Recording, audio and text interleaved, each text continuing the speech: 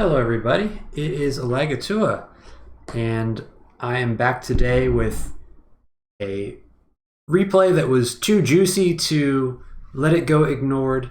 Today we've got Rip and GetGood, also known as Quacker Duck, and right now they're the top two ELO players on the all-time ladder and top two in Fog with my inactivity. And so they are squaring off to see who will have the sole possession of the #1 overall ELO on the site, and this is a pretty hype game. This game is played on Cover V2, which is a map that's, I think, primarily my fault, actually. I played Cover V1 in live league at one point and thought it was pretty decent, and played a scrim against Starflash, and he ended up making some changes to it, and we made it a V2, and it got put into the rotation. So it's a pretty interesting map, but let's break this thing down while we get into this. So there's a few important features about the map. Let's just start off by looking at the factories. So we've got 3 factories, one here, and one here. And this river here is a pretty important feature, a defining feature of the map, because it basically forces vehicles towards kind of this side of the map. So on some level, this map has the classic kind of 2 bases versus 1 base, strong side versus weak side dynamic, where you have these 2 bases pushing towards this direction against 1 base pushing against it. And so then this side kind of becomes the strong side, and then this side becomes the weak side. However, this is not a sea tile, this is a river tile. So actually, this base can turn into kind of a flex base and push infantry up this way relatively quickly, and then with vehicles from this factory, and also kind of balance things out so that you can send more units up to this side. And additionally, sending units over in this direction from this base is not too horrible, and even getting to this city here from this base is not too bad. So you do have a lot of flexibility to redirect your reinforcements to any part of the map that you want. And while it may look like it's a very clear kind of strong side, weak side situation based on the factory and the base layout, that may not necessarily be the case. And so things tend to be very dynamic. Another thing you will want to take note of is that we've got this airport in the corner. And this airport is pretty far back. The closest way to get through this would be to send an infantry kind of up this way for 1 move, and then across the river for 2, and then all the way up there for the 3rd move to be able to capture that. And another interesting feature of this map is this pre-deployed black boat. This black boat can't move. It's just stuck there, but its purpose is to just see the square next to it, so that if your opponent builds any copters or air units, T-copters, whatever, that you will be able to get vision of it coming through. And so you will be able to have an accurate idea of your opponent's investment into air units. Additionally, this airport is pretty far back compared to where all the bases are. You got 1, 2, 3, 4, 5, 6. So it's almost an entire tank or copter move behind the diagonal of all of the other bases. Speaking of the other bases, the terrain around the bases here kind of negates the fact that it is 1 square closer to the center of the map. So these guys are on a diagonal, And this one is closer, but it also has it has a second forest tile slowing it down. So actually your reinforced from this base and this base are going to be at about the same speed. So the layout doesn't really matter, and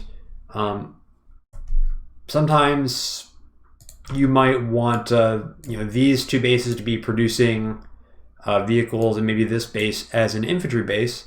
That's something that is totally viable to do, especially if you want to, again, shift infantry into your I guess your standard weak side. So yeah, that is all of the unit producing tiles. Let's look at all these cities. So if you're just looking at this map, you can see that this is a very property dense map. So the map itself is not very large. If we're looking at kind of the reinforcements to the center of the map, we can do some counting from starting from this base here. We can go 1, 2, 3, 4, 5. And that's heading towards the north. I think we can do a little bit better if we go to the left. So we can go 1, 2, 3, 4, 5, 6. So actually our path this way is a little bit faster than our path kind of to up here. And we can also get out to this right side a little bit faster, but regardless, so continue. Let's try and find the fastest diagonal here. So we got 1, 2, 3, 4, 5, 6. So that's 1, 1, 2, 3, 4, 5, 6 is 2. And if we kind of extend down this way, so this is our 2-move diagonal, and already we are kind of approaching the center of the map here. So I'm going to account for the blockage of the woods there. So you can see this is 2 tank moves, and pretty much we've already reached the center properties of the map. We can't quite reach these, but we are next to them. And you will find similar dynamics with the other factories as well. So this is 1, 2, 3, 4, 5, 6. 1, 2, 3, 4, 5, 6. So this base and this base, they're able to do kind of the same. So they're able to get 1 square further. But obviously, as soon as you reach this column here, they're slower.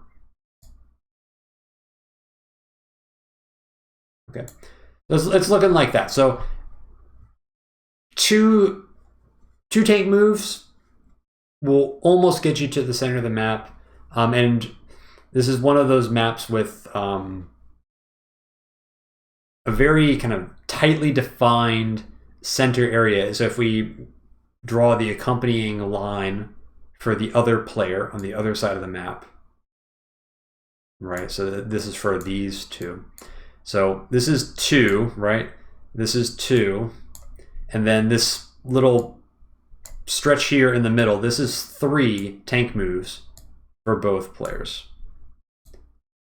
So your positioning is going to end up being very important in this map. You need to be very careful about overextending, because you really, if you're the player in the bottom right, you really do not want to be fighting in this 2 area, and vice versa, right? Like this is kind of the no-go zone. All right. So that should give you a good idea of how the map is going to play out in terms of contested properties.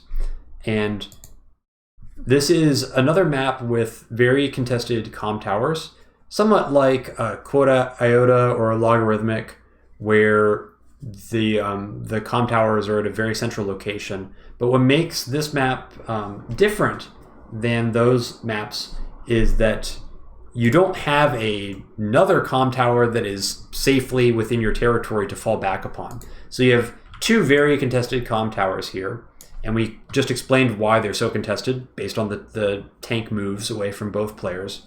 But if for whatever reason neither player is able to capture one of these comm towers and they both stayed neutral because there's a lot of brawling, then both players are actually going to be on 0 towers, which is something that you don't see a ton of on mini maps. Usually things progress to the point where you're able to get at least 1 comm tower. So that is an important thing to consider on this map when you're doing math about clearing units off of cities and things like that.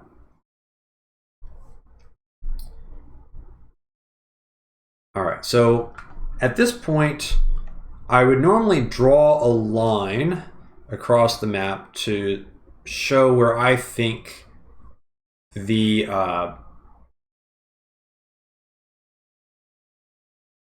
where I think the properties belong to, you know, kind of the default way to split properties. But this map, again, because the center of the map along kind of the center diagonal is so contested, I'm hesitant to even give certain properties to each player. So these properties here are all safely going to be belonging to player 1. And these properties here are all going to pretty safely belong to player 2. But you can see in the middle here, and this is, again, this is the 3 tank move region. We've got this property, the comm tower, and this property. And these are all fiercely contested. I would say that generally this property tends to belong to player 1 in the bottom right, and this property tends to belong to player 2, just because oftentimes in the early game player 2 is able to get an infantry down here, and it's harder to contest early, and so it kind of starts out that way. But all the properties, these 3 here and these 3 here, are extraordinarily flippable and are going to be the focus of all the brawling, generally speaking, in the game.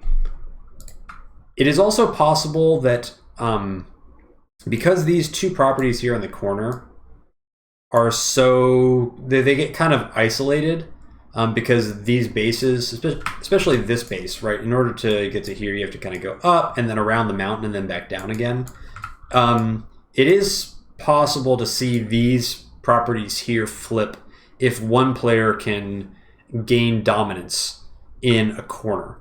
But when it comes to like this property, it's kind of that's too far. So I think if you win the corner and you're able to take this as player 2 or this one as player 1, I think that's about as far as you can reasonably push and expect to capture properties. All right.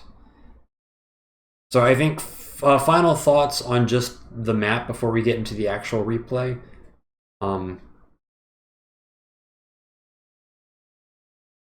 This is a map with a lot of brawling because there's a high number of contested properties. The property density is very tight, it's very dense. Just a lot of properties close to each other, and also the bases are quite close to where the fighting is going to happen. So for all those reasons, this is not likely to be a map that stalls out. So this is kind of, it's not no more Frostleaf vibes. We've kind of beaten that dead horse. We are in a very, very different type of map that's going to produce very different types of games. All right. So with that said, I think we've blabbed long enough about the map. I'm going to start to get into the game. But in order to get into the game, I need to decide who we are going to follow. And I'm just going to choose that randomly. And for what it's worth, I have not watched this replay at all. So I have no idea what's going to happen. I know the result which I will not spoil. But regardless, we're going to choose the player that we're going to follow randomly. And I'm just going to flip a coin in Google, kind of off screen, which I guess you can claim is rigged. But anyway, so we're going to do heads for Rip and tails for GetGood. And I'm going to flip it now. We're going to see who we're going to follow. Okay, I've gotten heads. So we are going to follow Rip. Which is fun, because I always love following Kindle. Even when I don't follow Kindle, I tend to think about what would make Kindle good. That's just how it goes. So, we're following Kindle. This is another Kindle versus Drake match. This is a matchup that I've talked about a lot recently, and it's, I think, one of the better matchups in Advanced Wars by Web right now. This is a match that, or a matchup that has some pretty important swings. I won't go over everything in detail because I've covered this in other videos, but just very briefly, Kindle has very strong early game harass, because if Kindle can get recons onto cities, then they can one-shot infantry. I don't actually know if Kindle recon on a city would one-shot infantry without a comm tower. I'd have to look that up, and maybe we'll find out in this game, depending on how it goes.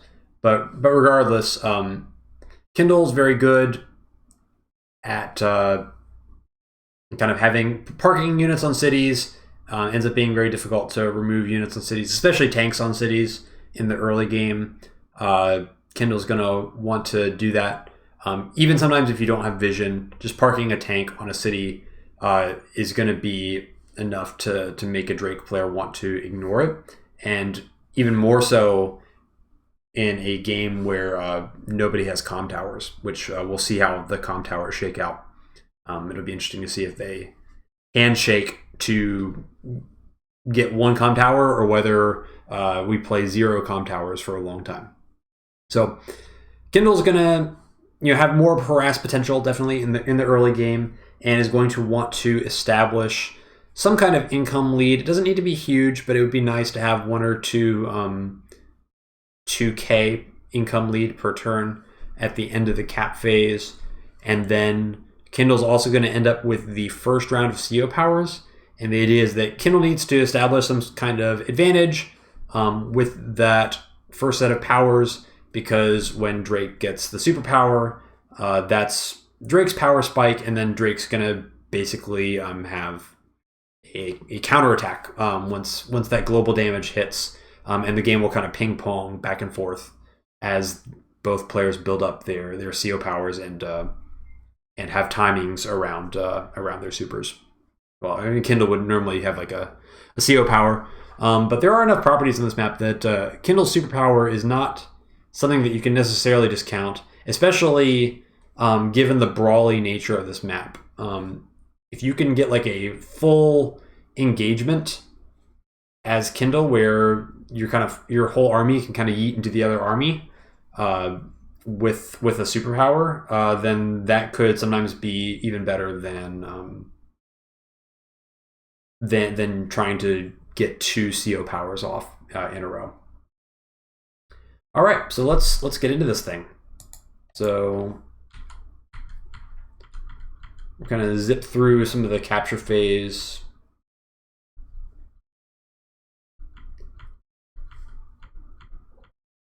Because it's not likely to be super interesting for at least a few turns. Already something interesting. Rip's been watching some Elagatua replays. Seems like declining to send this infantry here and electing to get this infantry out on the map to start doing some more forward captures with the goal of getting to those contested properties a little more quickly. And then this infantry can chain into here once it's done capping the base. So that's a nice little detail. Not really revolutionary, but I do love to see that. I think that is excellent. Maybe while we're kind of going through these opening turns here, I can talk about the 2 players. I'm big fans I'm big fans. I'm a big fan of both of these players. I think they are both really good. They definitely deserve to be top 2 on the leaderboards right now. I have no complaints about that at all. And I especially appreciate Quacker Duck, because when I was learning the game, Quacker Duck took the time to kind of give me some feedback on how I was playing. And I thought everything he said at the time was really good. And it kind of helped me improve faster. I think it was like, I forget exactly when we first played. It was like in my first 20 or 25 games is when we first met on the ladder. So that was very kind of him to kind of bother typing out some stuff for a new player. Anyway, so we're at the point now where stuff is happening, and it looks like Rip is electing to go into a early tank build. And so if you go early tank build on this map, really what this says to me is that Rip wants to really consolidate the capture of this comm tower and is electing to potentially allow Drake to lock down this comm tower, and there may not be harass. So this is kind of the handshake one comm tower kind of build. Because what could happen here is this infantry is now 2 moves away from the comm tower, and so the idea is you kind of send this infantry over and you try to grab the most contested thing on the map. Or maybe even here, you might go for one of these 2 objectives really early, and then if either of those objectives get contested, then there's going to be units that are next to a city that this tank can punish to get an early lead. So I think it's a very sound opening. Makes a lot of sense to me. Let's see how this plays out. Okay, and so it looks like we have a infantry coming up this way. I think that is the normal timing, but this infantry is going to be heading up to the airport.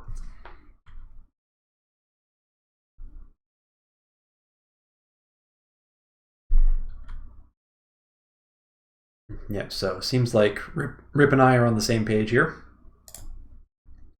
And the income for this works out pretty nicely. So we've got 9,000 again. So this could very easily be another tank infantry to follow this. Also a possibility of a 2 recons and an infantry.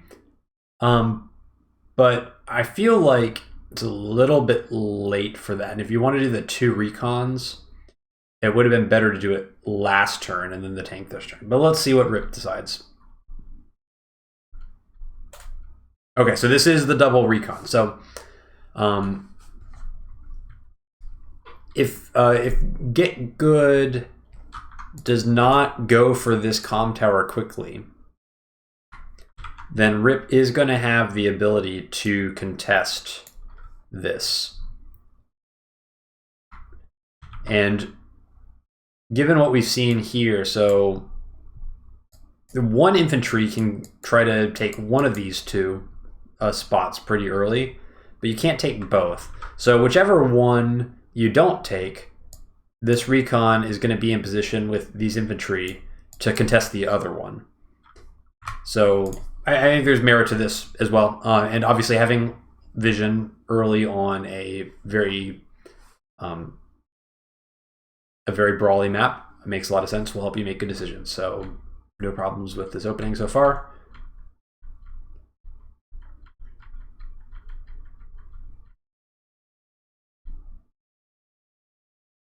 Okay, so first move with the tank here. See, this is it's the little details that kind of separate the elite players from the 1400s, right? So the ordering matters. Sending this tank out first because just in case GetGood tried something really cheeky by sneaking infantries onto these properties by skipping some properties, this tank is going to make sure that this infantry can move safely on there and doesn't get trapped. And so we are going for the comm tower first. So Rip really wants to lock down that comm tower, and Rip understands what are the really critical objectives on this map. It makes a lot of sense to me.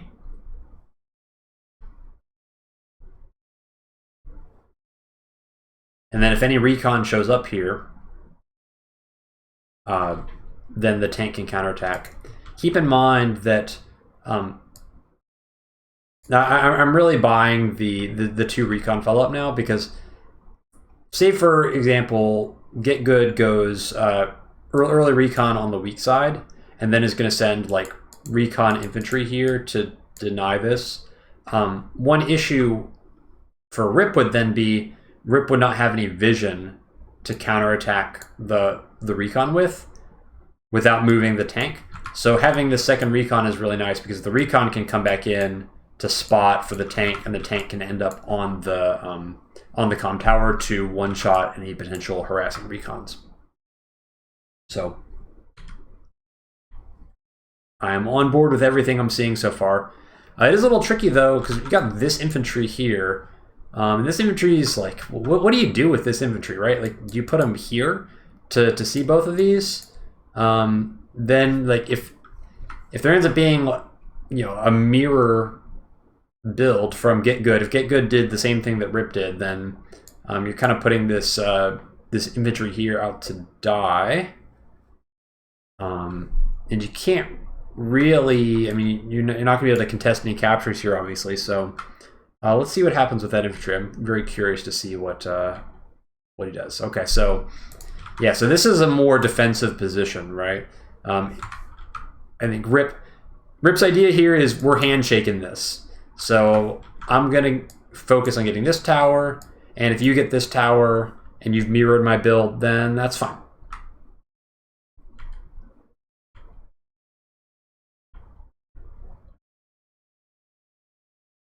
Interesting. So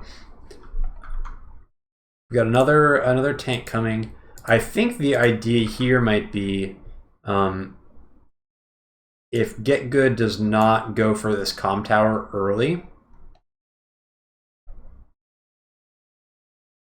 then Rip can basically funnel infantry to deny this and shift this recon up here, this tank up here, and then work on denying this comm tower and fight with 1 comm tower against 0. So that's like it's kind of like a timing attack where if GetGood does a build that is you know, not aligned around getting the comm tower, then it could be a situation where Rip can really punish it and turn it into a situation where the game's going to be 1 comm tower against 0 for a long time. And once we get out of this early game, keep in mind that once the powers start coming online in this matchup, it becomes substantially harder to lock down captures, because both of these COs have ways to deal with infantry on cities without necessarily being obligated to attack the capturing infantry with Kindle's CO power, and both of Drake's powers have that capability. And you can see on the other side, I think Drake wants to see which properties are getting attacked here, and I'm interested to see. So this is now very punishable infantry, although it does require maybe exposing a tank to take advantage of that. So we'll see how Rip decides to deal with that. It's a little scary because there could be some interesting builds where if you like opened artillery, you could use this as a bait potentially. If you do that, you're kind of hoping that your opponent doesn't have any like aggressive recons. But it is very scary kind of sending a tank to attack this infantry without any vision, because there could be all sorts of uncomfortable things lurking. Wow, okay. The fact that we see nothing here, frankly, is concerning to me. I'm worried for Drake already, for all the reasons that I explained. Because now Rip. So Rip is going to get this tower.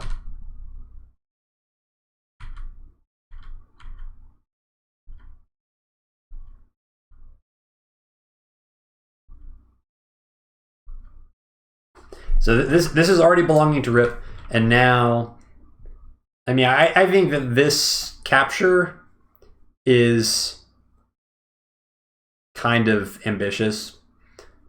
I feel like there's 0 worlds in which this capture goes through, but attempting that capture will force units to be next to the comm tower, and units that are next to the comm tower are vulnerable to Kindle's day-to-day power. So I don't hate it, even though it's, to me, it's unlikely to actually work out. But this is already rough for Drake. 0 tower against Kindle is not fun. How are you going to dislodge a Kindle tank from a city if you don't have any comm towers? It's really rough.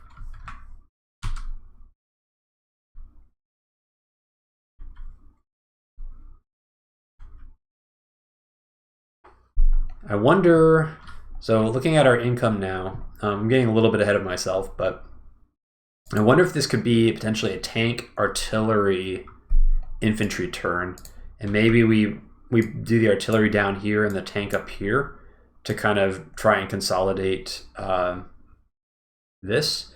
Additionally, you could do the artillery here could be pretty good too. You go 1, 2, 3, 4, 5. 1, 2, 3, 4. You stick the artillery on this city, and then you have a super hard lockdown on the squares next to the comm tower, so they basically you can't block, and that way it becomes very challenging for Drake to actually secure the comm tower. Interesting. So looks like it is just tank, infantry. Was I wrong about the money? Oh no, it's only 11,000. It's 14,000 next turn. Okay, that's why I'm confused. All right, disregard. Anyway, so I do like the tank up here. So this is, I think, Rip saying, I kind of got what I wanted down here, and so now I'm expecting you to try and take this one. So I'm going to make sure that I have enough units to be able to contest this, because if we're brawling, again, 1 comm tower versus 0, the longer we brawl with the status quo, the better it's going to be for Kindle. And I like this play. It's a little bit passive, but at the same time, oops, let me zoomed in, surprise. Let me zoom out here. All right. I feel like trying to attack this infantry is overextending, and Kindle's got the advantage on the board with the comm tower, so Drake's the one who's got to do something about it, so just let Drake solve the problem. Okay, so no surprise there. The tank comes in, and that infantry gets popped.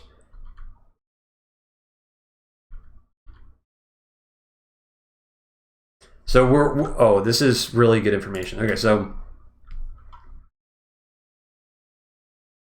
the fact that these guys retreated tells us so much. So it basically means GetGood thinks that he's weak over here, which means that probably GetGood has like everything on this side. We can't see any of this. All right, I'm all right. I'm very curious. We're gonna cheat here because we're gonna forget about this moment, but if we wait till later. But I'm just betting, based on that retreat, that almost every vehicle is in this circle. Okay, so we're gonna look right now. Oops.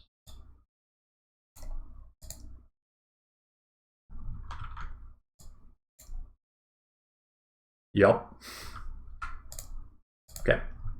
All right. So back to our normal vision. All right. So it's these little things, right?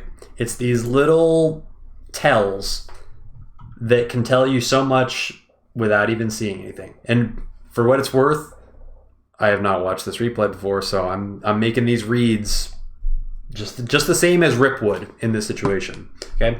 So anyway, so what we can do with that information is now we want to say this city belongs to me, and also this infantry here looks like he wants to posture for this city here.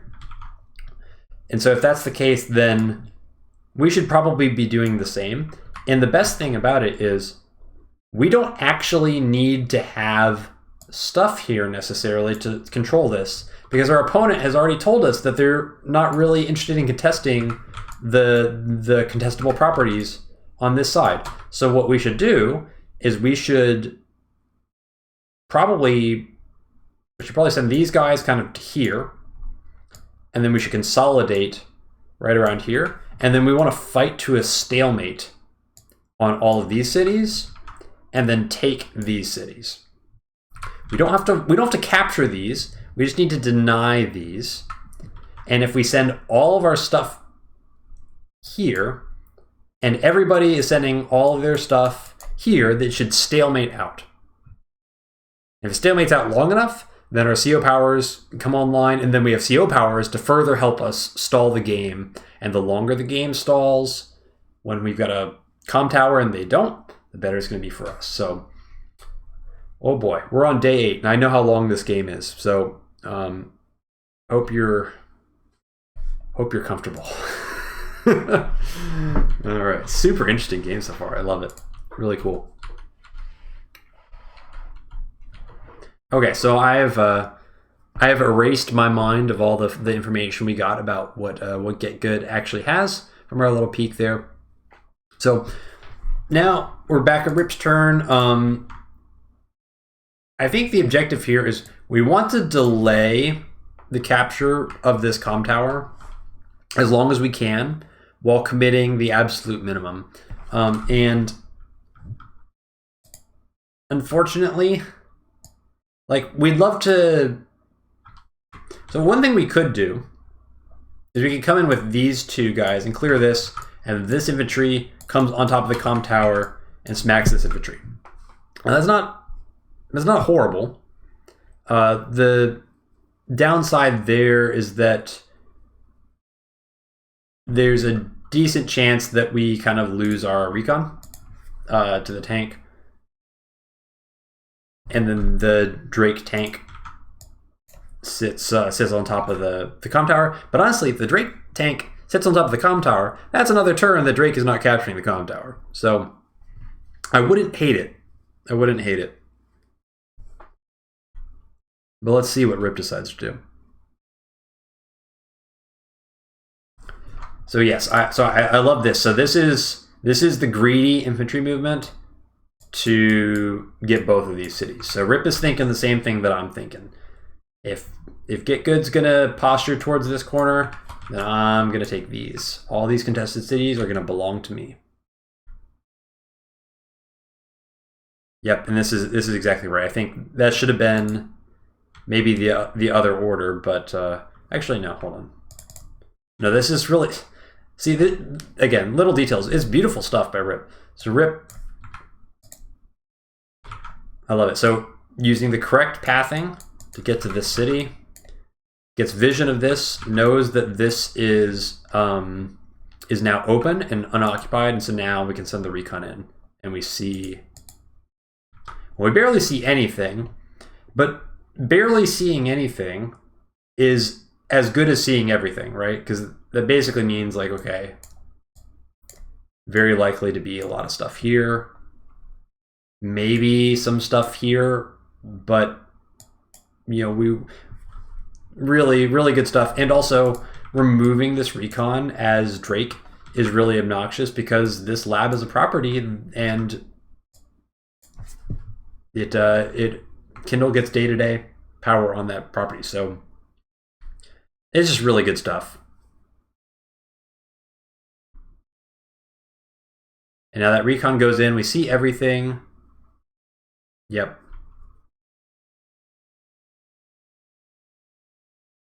Okay, and so we just went in with everything.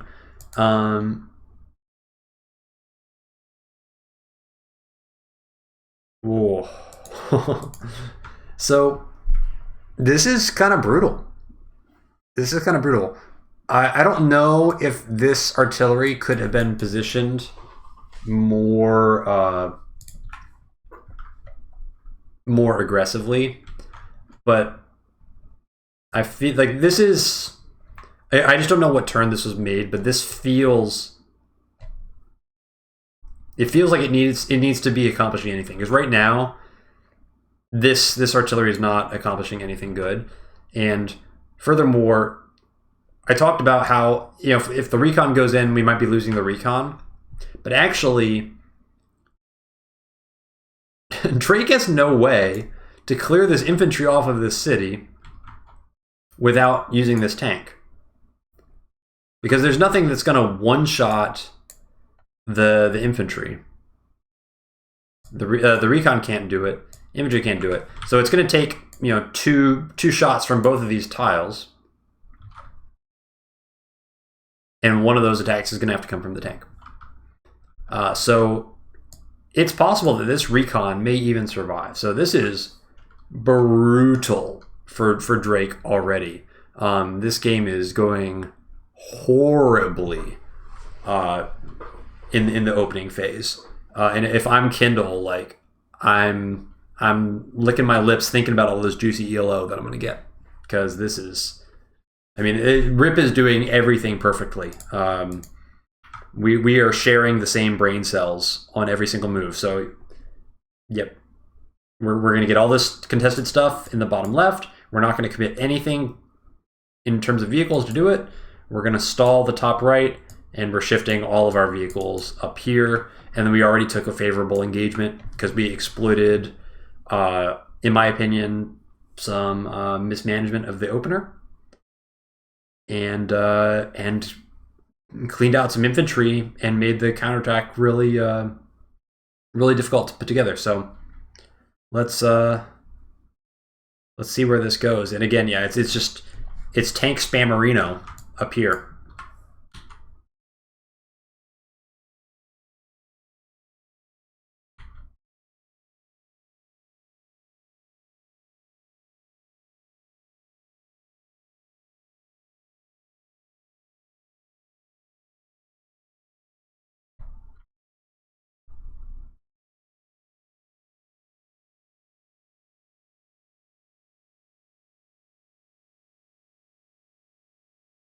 Yeah, wow. This hurts so bad as Drake. So this infantry was here, and I'm sure that this infantry wanted to go here to capture this city, but instead, because Drake kind of got bopped here, this infantry had to come down to fight. Now, Rip is kind of hurting on infantry on this weak side, but Rip is also being very intelligent, and we talked about this in the kind of the map overview. If you end up with not enough infantry on this side, you can start using this base as an infantry base over here, and then you do vehicles out of these two sides. So, I mean, this is awesome stuff. Like I am super kind of thrilled and impressed by how Rip is playing it. I think it's really, really clinical. It is so. GetGood is playing, passive, but in the long run, like this should be good, because it is very difficult for Kindle to extend into this position to dislodge this artillery. However, Kindle's objective is not to take these cities. Kindle's objective is to deny these cities and the comm tower. So it's actually okay if Kindle retreats from here. It's actually okay. Let's see what Rip does. So I think in evaluating this turn, we need to see if we are in position for a big yeet. because we do have a bunch of stuff. 1, 2, 3, 4, 5, 6. So we've got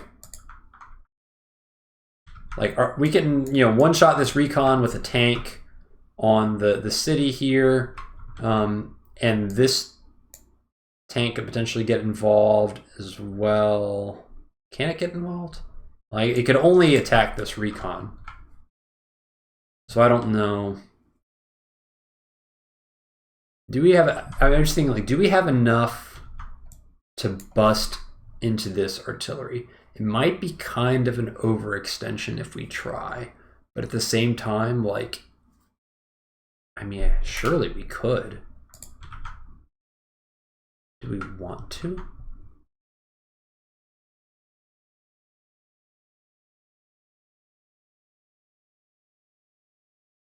The alternative is, like, we come up here and clear out this infantry. Maybe we might need to use this to finish it off.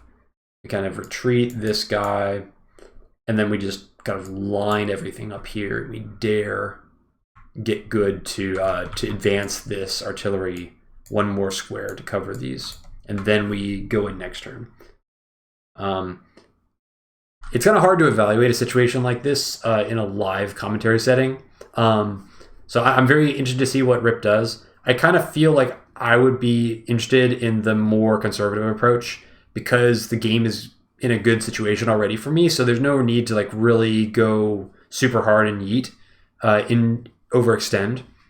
So I think there's kind of good moves available without overextending. But I mean, this position is definitely breakable. Like you could get a tank in here and hit the artillery. Like it's definitely there. There's enough stuff in position.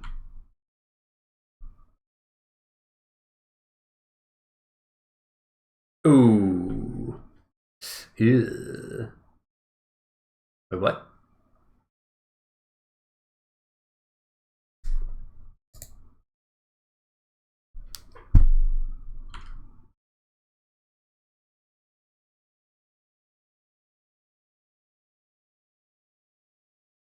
There's got to be some kind of replay bug. I don't know how he saw that infantry there.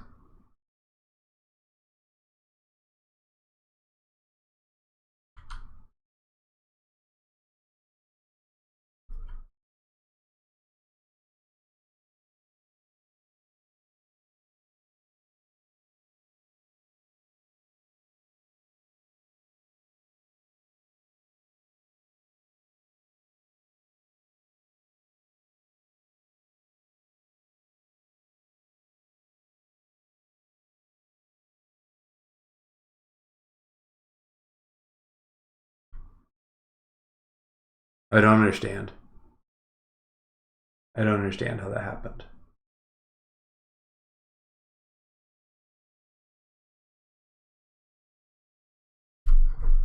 I don't understand how that happened. How did we get vision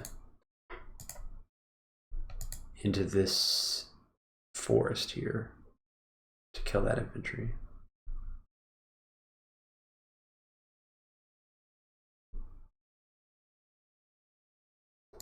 I don't know. Here, I'm going to pause this and I'm going to look at the web client and see if it looks any different in there. Okay, we're back. So this is actually a bug with the replay viewer. I don't know what I'm going to do about this because it's going to be very confusing. This forest is actually not here. The forest is actually here. And this forest is actually here. So it's one square to the left. So that's how he was able to see this, is because it was just visible. So that's why I was confused. So nothing nefarious going on here, other than I have what I'm guessing is an old copy of this map in Replay Viewer. I hope this doesn't get more confusing the longer this match goes on. But anyway, that's what happened there. So anyway, so we got a bust here. This is a super good bust. I mean, this having...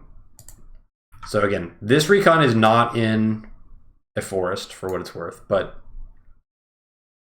I mean, this is just a super awesome bus. Like you get an infantry for free here. You get the recon kind of for free here. You get first hit on the artillery, and obviously all this is happening. And every turn that this keeps going on, you're fighting one comm tower into 0. And furthermore, remember what we said earlier? I feel like very validated by my commentary for doing this blind. Rip is getting all of these contested properties for free, and there's no vehicles down here. There's none. These are totally contestable objectives, but Rip is going to get them for free because Rip knows, or Rip made the same read that I did, that everything's up here. And so we can just take these for free, and we don't have to support it with a bunch of stuff. And Rip is also making the same correct decision. Again, deny these, take these, brawl, and enjoy your free ELO. Okay, let's see if this overextension gets punished.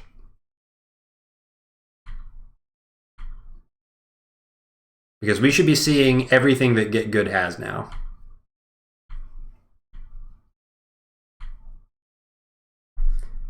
Excuse me? Is this another map issue? Goodness gracious. Yeah, okay. So I apologize for this. This tile is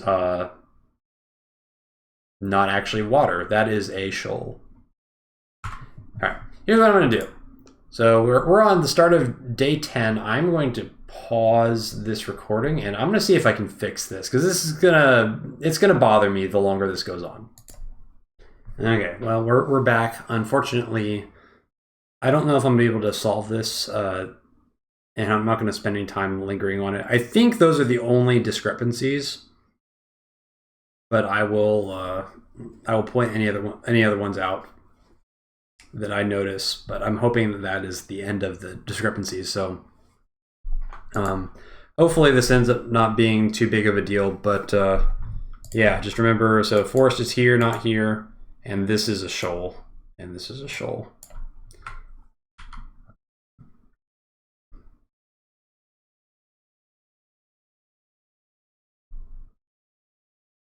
Kind of grumpy that that this issue happened, but I mean, so I'm looking at this. This is not too bad for Rip. So Rip loses a tank and then loses a recon, but Rip already got a recon, and Rip did a lot of damage to the artillery. So that's not amazing.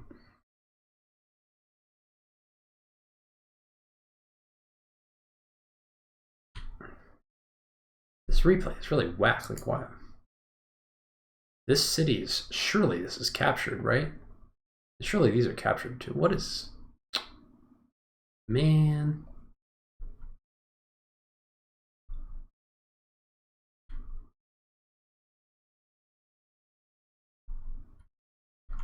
Well, anyway. We're just gonna truck on through, friends. It is what it is. Okay, so good news and bad news. Putting this infantry here was pretty nice. Ended up getting a trap out of that. There is now a recon trying to deny some of these cities, but they couldn't deny all these cities. So we are going to at least get this city, which is like mega contested. We're going to get that for uncontested. So that's going to be a really good victory. We probably can't continue fighting here. And I'd probably just be inclined to retreat from this city and just kind of say, well, oh well, we tried and it didn't work out, and that's okay. And I think even maybe putting this infantry in the woods was a little bit speculative, but regardless, you know, this is still a very successful weak side. Well, now it's our weak side, right? So this probably has to be a retreat. This should probably be a withdrawal.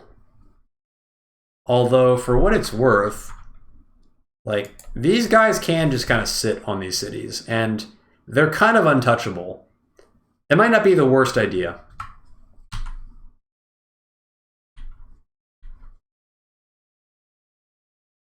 And now I don't know what to believe. Okay. Okay, so at least in the bottom left, you can't see it on your screen, but I can see it. So this city is actually captured. And this city is actually captured, but this city is actually neutral. So at least that's good. I'm actually curious if there's been an infantry up here to capture this city as well. Well, yeah, we have our answer. So yeah, so hopefully this will all get kind of fixed once Vision kind of re-renders itself on the map, and we'll get a proper view of what the actual state is. But again, Kindle wants to get an early lead from the early game. That is exactly what Kindle has been able to accomplish. The brawling has been, I'd say, pretty even between the two players, and the longer that the brawling stays even with the objectives in this state, Kindle's going to have the comm tower lead and also the city lead, and so that's going to be really good heading into the mid game that we are rapidly approaching.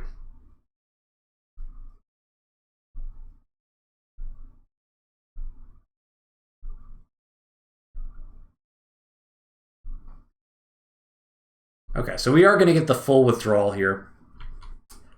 I think there's nothing wrong with that.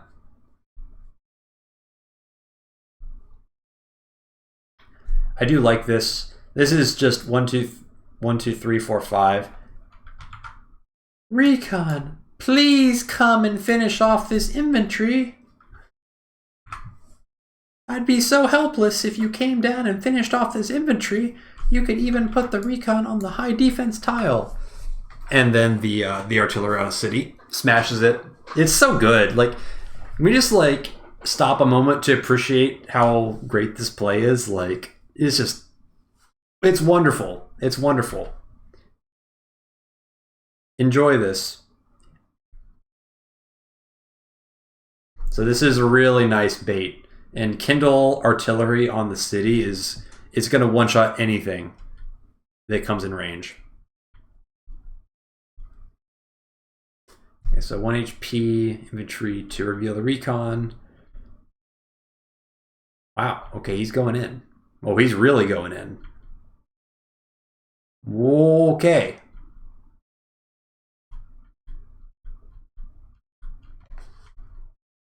Losing the recon kind of sucks. 1, 2, 3, 4, 5.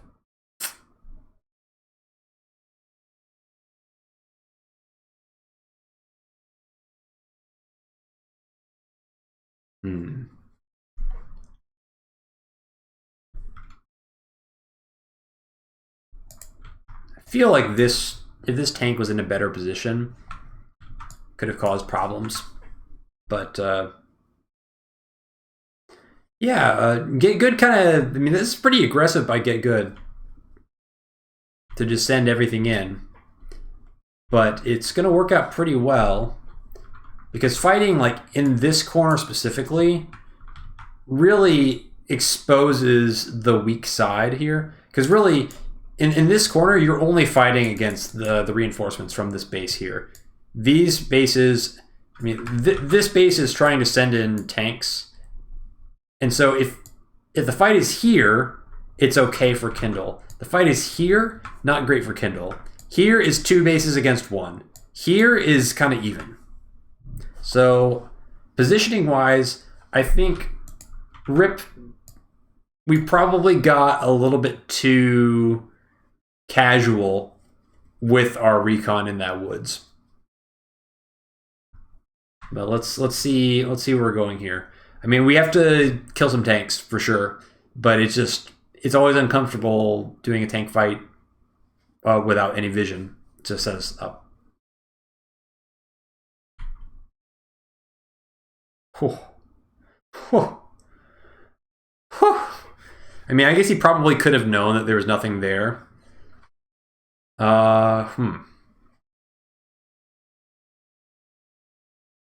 Is this I don't think you CO power here. It's tempting.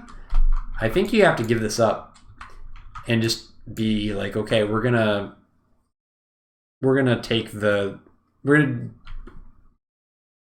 oh wow. Okay. Okay, well, I like that.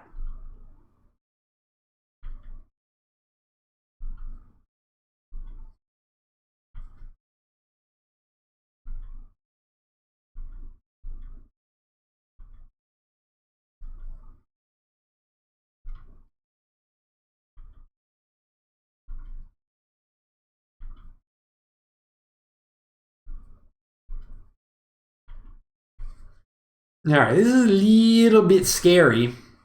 So I don't hate the attack here, because you kill the tank and you get first strikes on more tanks. And again, like the longer this brawl goes, 1 comm tower to 0, it's gonna tilt more and more in Kindle's favor. I do agree that Kindle should not CO power this turn, or not CO power the previous turn. It's tempting, but really all you're doing is delaying the caps. And again, the infantry from this base, there's enough infantry here now where infantry can just deny this without any help from vehicles. The scary thing is if there's like another tank back here that can come in, then this could get a little bit spooky. This infantry is kind of in an annoying spot, though. Because you don't really want to finish the tank, so you need to kill this tank, but you kind of don't want to put a tank here because then it's next to the city. Honestly, probably what you do is you send this tank into here, and you're like, we don't need to finish it off because we're going to have Typhoon very soon.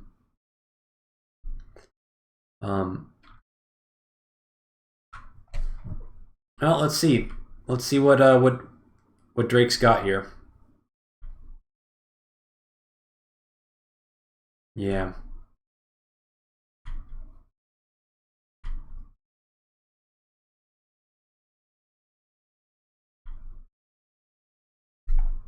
What was that? Okay, that's another infantry coming in. So that infantry didn't capture. That's actually kind of nice, because now we're not obligated to. We don't actually need to do anything next turn to deny these captures. Is that an infantry coming in? Yeah, okay, so we got another infantry in here. Really smart by GetGood to not take the bait here. Where did that guy go? You like go up, I guess.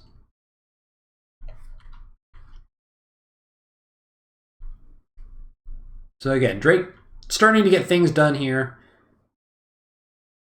It's a little bit of an uphill battle, but this corner is a great fight place for Drake. And we're getting close now to that Drake super, and that's when Drake is fully online. And so Kindle really needs to do something with this meter that is almost full. But well, what are our options here? We would love to get a tank onto this city to get the freebie here. But I don't know if we have enough in the tank to make that happen. Yeah, the positioning doesn't seem like it quite works out.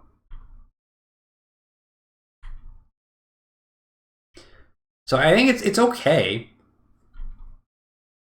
Yeah, I kind of like this. Yeah, I think this is great. Fighting in this corner is bad for us. We're not on a timer this turn. Like, the city's not going to be given away this turn. So we simply we don't fight. So we just pull back. And if we pull back and we disengage, we're also denying Drake the ability to get up to the superpower. And again, we've reset this comm tower again. So it's another 2 turns where we're not going to have that comm tower at risk of being captured. And GetGood now has to do something about these infantry. And when GetGood does something about those infantry, Kindle CO power, Kindle super, the counterattack is going to be vicious. Like, Kindle is ready to counterattack. So these guys are sacrifices.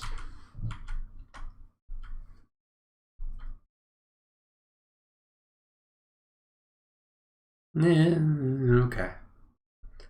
I don't love repairing that tank, honestly, because it's about to lose. Excuse me.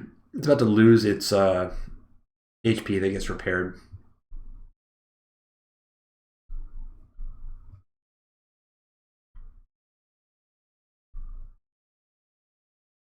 Ooh. Oh, the 0 tower. Oh, it hurts. It hurts.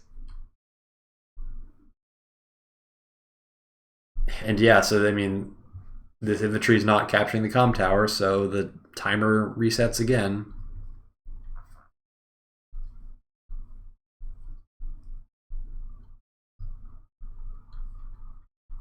One thing I will say, Kindle's vision up here is not that great.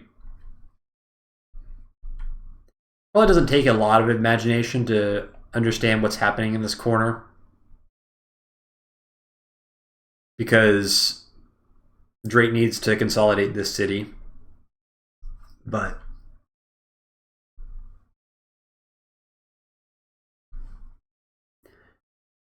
certainly, I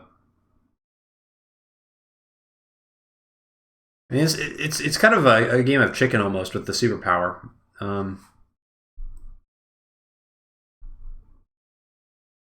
So again, this is possible because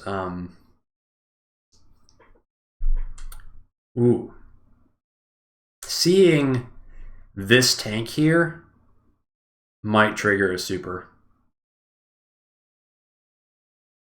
Because you're getting 3 Kindle super first hits on tanks. Right, and you kind of need to, if you're going to fight, you need to fight this turn. And you kind of can't halfway fight. Because if you halfway fight, then Drake gets the super before you get any CO powers, which is a nightmare. So, wow.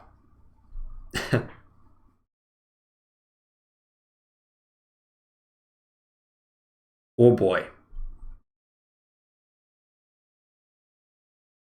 1, 2, 3, 4, 5, 6. And that's kind of unfortunate that this tank can't do more than hit this infantry, but it's better than nothing. Ooh, this is nice defense, though. Nice defense. Look at that bait. Really good. Oh. Oh. Kindle's cracked. That's a one-shot, right? Yep, that's a one-shot. Jeez.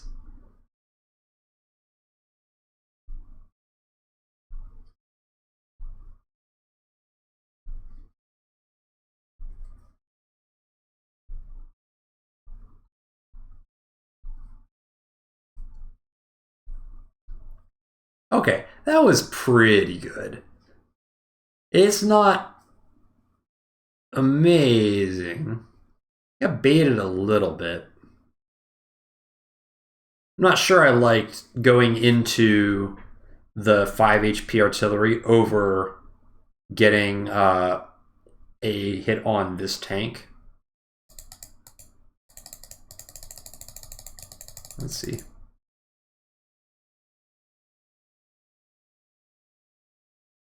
So this tank, for what it's worth, can hit here because this forest is not real. This forest is actually here. So so this guy can actually hit here.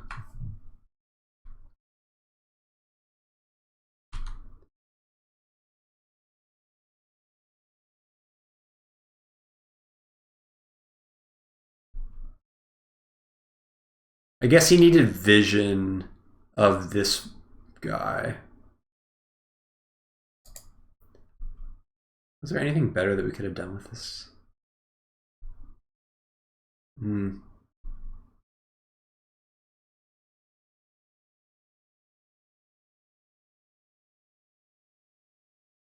Okay, I think it's nitpicking.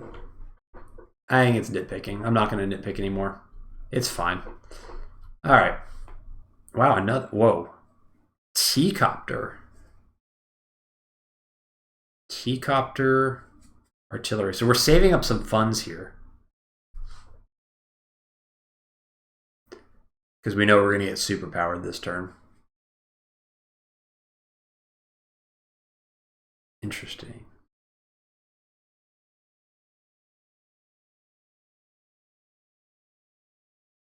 Wonder why the T-copter was built. And an artillery is interesting too.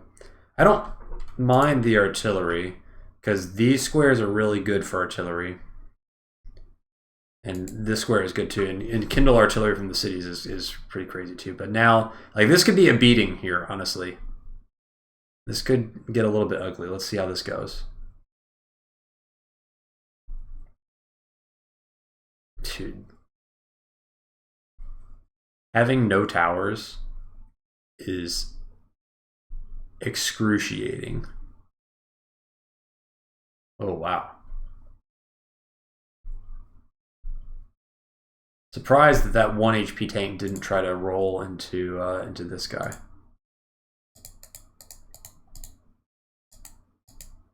Or did I just like not see that correctly? Yeah, like why not attack into this guy and use the full HP tank on it? I don't know.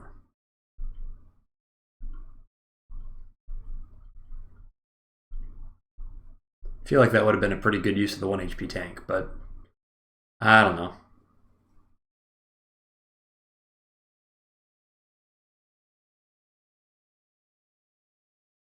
So yeah, that felt pretty bad, and now like we can do some kind of basic calculations on where we're at, right? So we see like 1, 2, 3, 4 full HP tanks, and we've got 1, 2, 3, 4.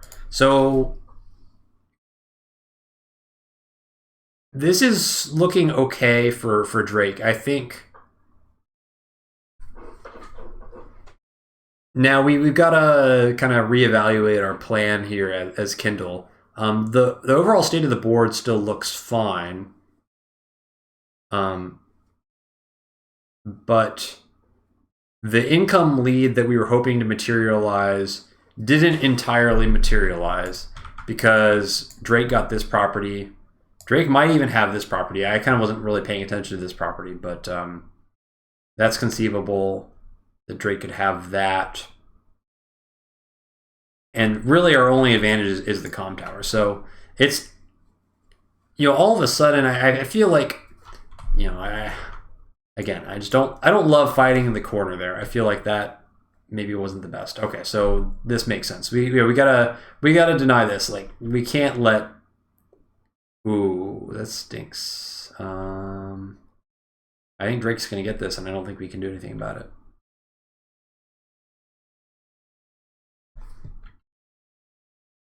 Okay, well, we cleaned up some infantry. That's not horrible, but yeah, so we can't fight here anymore. The tank number's not looking good.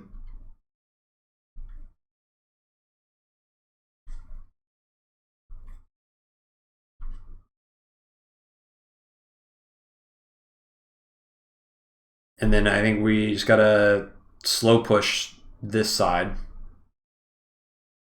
And so we are committing a tank here. So we are kind of front shifting. It does seem like Drake successfully locked down this corner. We can't contest this corner anymore. We want to still lock down these two cities, or the comm tower in the city, and we're just going to make sure we get this corner to restore our income lead.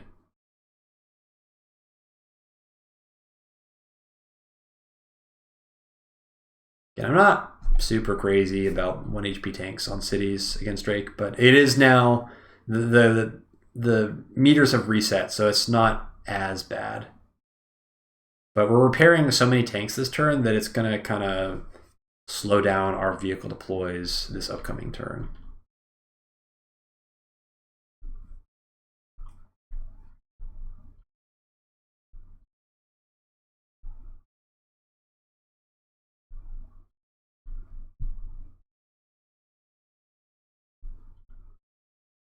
Okay.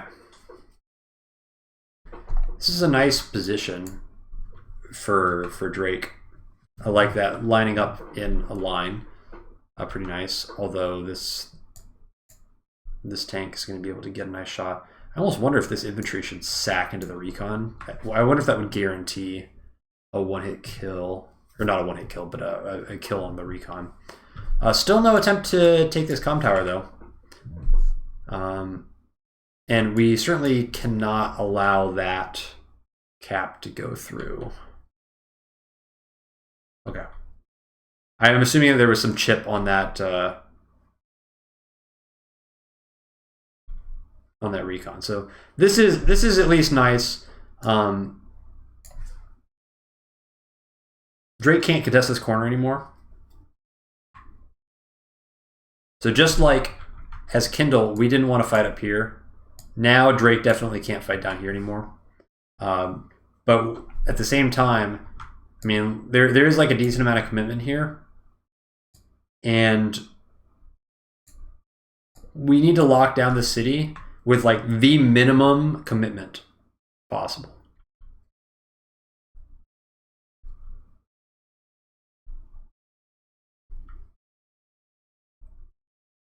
Yeah, so this is great stuff. We're strong down here. We don't need to be afraid of anything. So we can be aggressive there. Oh, I love that. So minimum commitment possible. Yeah, that's the minimum commitment possible. And we'll see you next turn. We'll see you next turn.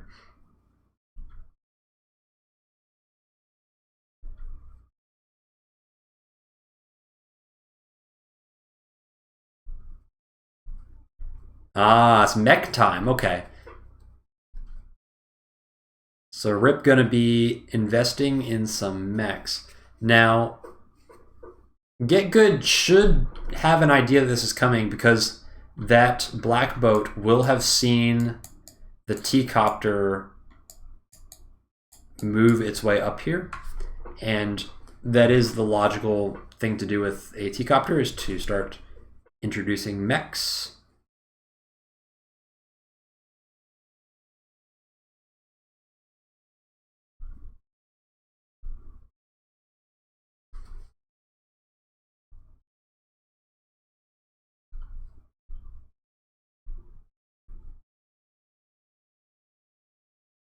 Okay, so not a lot happened that turn. I think GetGood.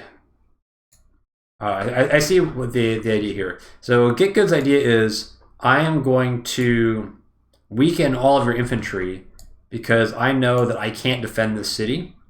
And if all of your infantry are weak, then maybe it will delay me losing this city long enough to the point where I could actually either get a superpower to further delay it, or front shift, or some, you know, something good could happen in the future. Who knows? But all this stuff's gonna die, right? So watch it as it all dies. Ooh, it's a little sloppy. It's a little sloppy. That is just a freebie. That is just a freebie. Ooh. Yeah. So mistakes have consequences. And the consequence of giving away this infantry for free is now this city is super undefended. And so Rip's gonna try and take this city and this city. Why not both? That's nice. That's nice. And I like this too. So this guy needs to shift towards the middle. There's not going to be any more fighting down here. Wow. So I think Kindle did a good enough job really hurting the infantry, and Drake was basically, you know, spamming tanks, and kind of ran out of infantry to get this comm tower. I actually think that this is a little bit of a mistake, and that this guy should really be pressuring the comm tower and not this city. This city is not really a game changer, but getting the comm tower is like vital.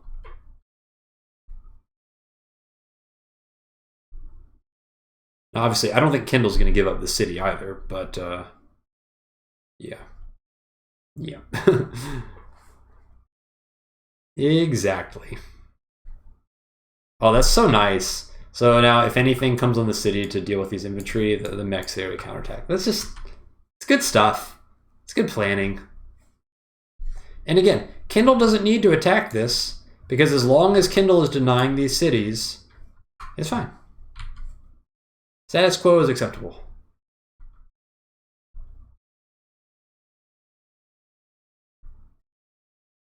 Oh, hi, Neotank. So yeah, it looks like we're gonna get some tech from GetGood. The good news for Kindle is that we do have an artillery, so we are not totally helpless against this Neotank. And also, the Neotank revealed itself against an infantry. Oh, whoa.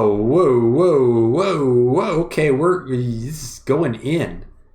This is the moment, I guess. Okay, so we see a copter. That's interesting. This recon is brutal, so you can see what's coming from here. So you probably know that with that tank coming here, I don't think we can actually get this city anymore, but we can definitely get this city. This city is going to belong to us for sure.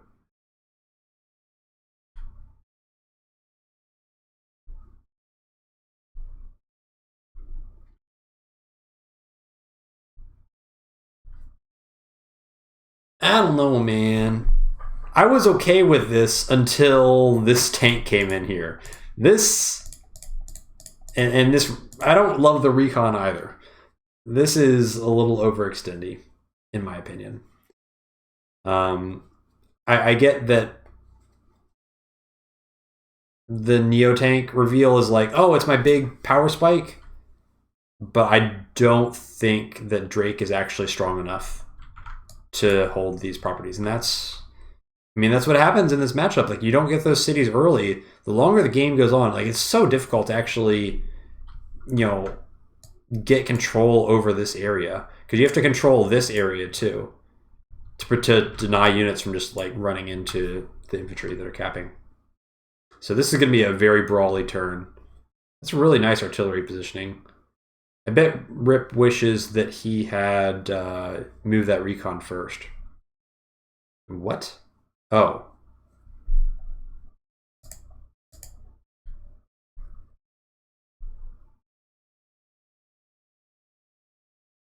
Huh.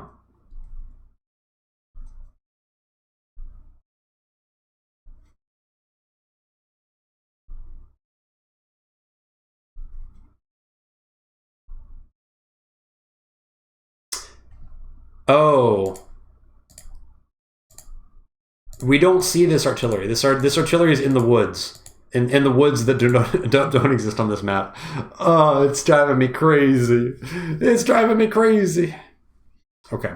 So now he sees this artillery, which he can now attack because he has vision of it. It's kind of nice. Well, this is...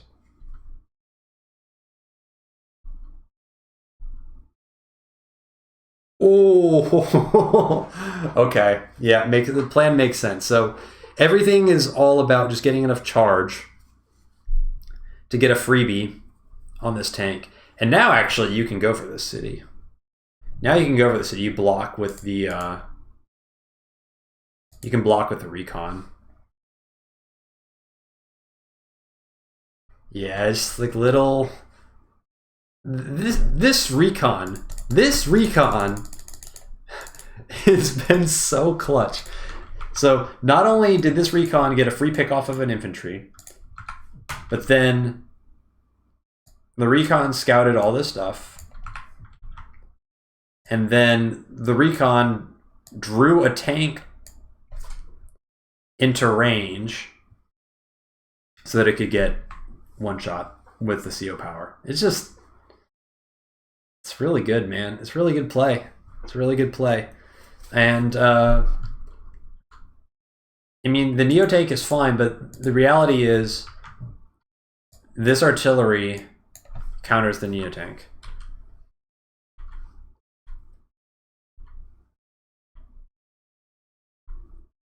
Or at least it severely limits what the Neo tank can do. I guess the Neo tank is going to eat one of these tanks, but it seems like the fight is going pretty well. The real question is, can Drake get all the way up to super this turn? I kind of think like the answer is yes. And that is the downside of taking this line. This line being we're going to send everything in. Because you are doing a capture here. And I mean, I guess Drake could CO power, I suppose. It doesn't feel good. I think Drake's going to be able to get to a super pretty easily. We'll see. Nice little boosty. And then, yeah, so the anti-air. So that is the impact of having this black boat here. Is you see the copter, and we didn't see any anti-airs before this because we knew that there weren't any copters in the field, but that's changing now. And a medium tank. Okay, so we're going to get some tech out to counter that Neo. Makes a lot of sense.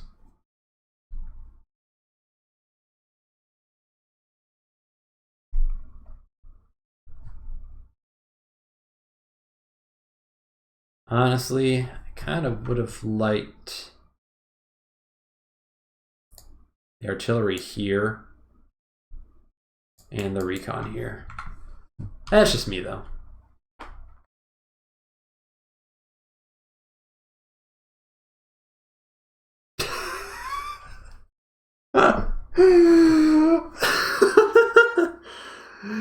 Drake copter, 0 towers into a city.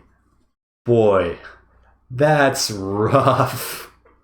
Oh no. Oh, it hurts. Wow, and then the 0 and into a CO power as well. That's why the Neo tank didn't one-shot the tank. Woof. This is brutal. 0 towers. I'm telling you. Playing the entire game with 0 towers, it's the longer these tank brawls go, it's just so difficult to kill stuff.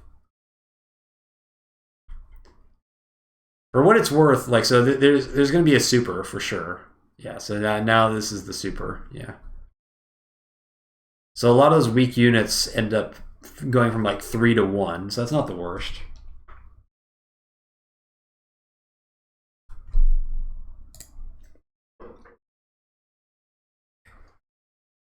So one nice thing for Kindle, obviously all our stuff's beat up, but there's a lot of really beat up Drake stuff as well. I think this is maybe what Rip had in mind here. Even though we're fighting to super next turn, there's a lot of damaged tanks that we can finish off. And then what are the odds that Drake gets this comm tower finally? 0. And really, that's the important thing. Yeah, not even blocking for it. So I mean, Drake knows that comm tower is not going to happen.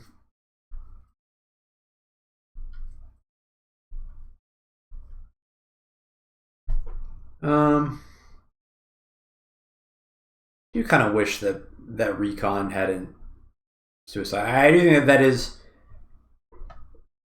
maybe one of the first mistakes, I think, from Rip. I think Rip should have expected that this would be a superpower turn. I don't think there was any need to sacrifice the recon here. I think better would have potentially been just let the tank come in and attack the city and have the artillery ready to counterattack. And then you still have your recon. But oh wow. A little bit unlucky, but this 1 HP tank should be able to finish it off if he chooses.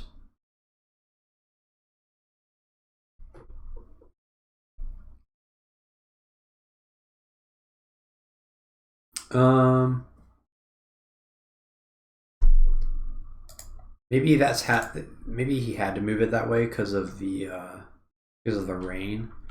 But normally you wouldn't want to path this way because I think there's a recon somewhere over here. Maybe you could see it.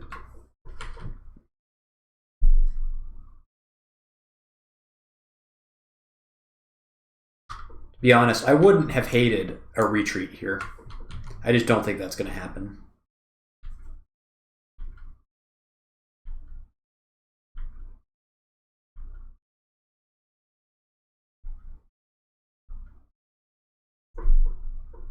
Yeah, this is all fine. Again, we don't need to keep fighting into all this stuff. The longer we're just denying this stuff, the better it is for us. And we just need to make sure we get this. Flip that city, we're going to be feeling good.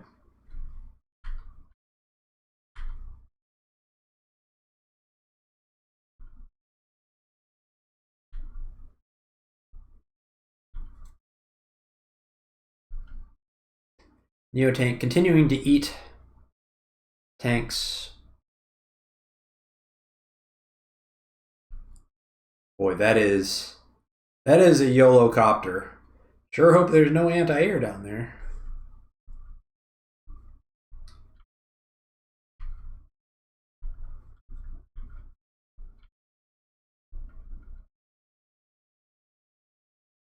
All right.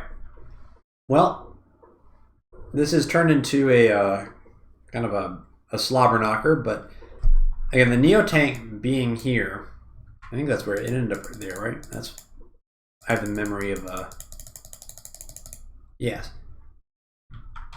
So the Neo tank's there, so that means that's not getting captured. So really the only thing we need to do this turn is deny the infantry on that city, which shouldn't be that hard. And we're in pretty good defensive position. Like, GetGood can't really push in any further than this. And we just need to make sure that we consolidate down here.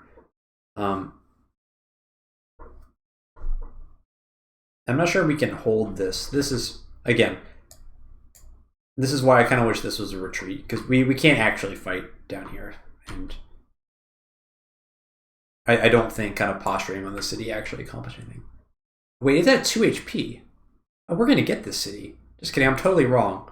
I see, so that's why he blocked here, because he knew that he didn't have enough units to fully kill this infantry. Okay, if I'd been paying a little more attention, I didn't realize that, yeah, he actually couldn't stop that. So that's going to flip that city. And that's pretty brutal, because there's no infantry that are going to be able to recapture this. That's actually almost game-winning. That's really sick. Well done by Rip to see that. I didn't see it in retrospect. Now the commitment makes sense, because you sacrifice this infantry, but then you block 2 units from being able to clear this off. 2 tower math, or 0 tower math, is really weird. I'm not used to it. You just kind of assume that, you know, like, oh, that 8 HP infantry is going to get cleared off, but in the end, it looks like he's actually able to convert that attack. Yeah, but this is the right move with the artillery. Like, flipping this city is everything we came for. Now, all of a sudden, now it's a 4K income lead. Or is it 4K? Oh, so we got these 2, so that's 2K. And then this It's 3K. It's a 3K income lead. But I mean, that's very substantial. So if GetGood cannot find some way to change the balance here, continued stagnation here is going to be fatal.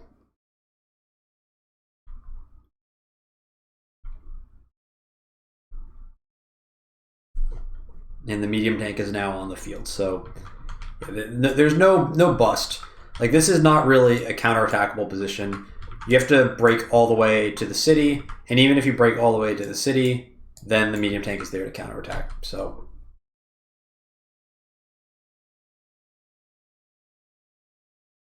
we're going to start to have some dilemmas for GetGood, because GetGood is starting to be in the position where he cannot attack, but he also can't not attack. Ouch.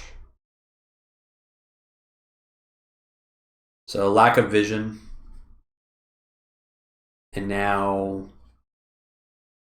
GetGood knows that this is dangerous.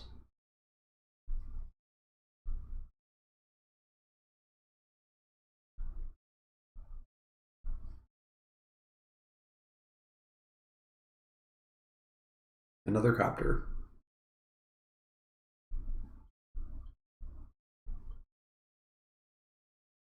Yeah, so this is urban blight.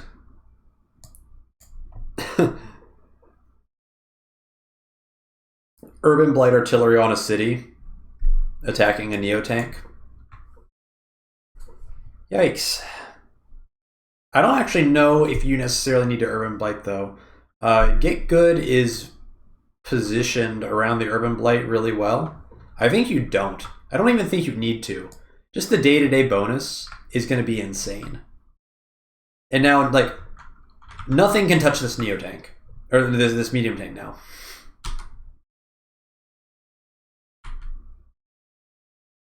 Yeah.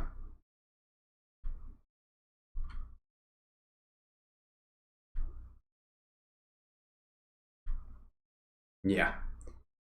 So now this, I mean, the neotank's at 5. We can just kill it off.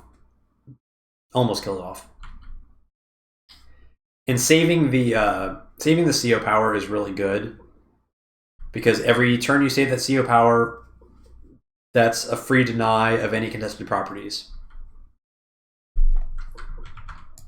And it's also a deny, it delays being able to retake that city. So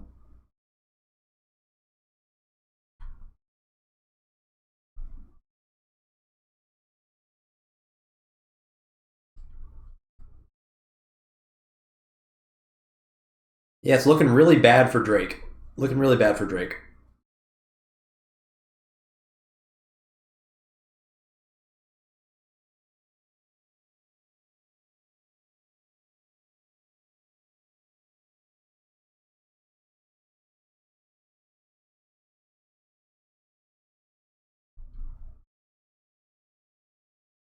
Oh. Ooh. That...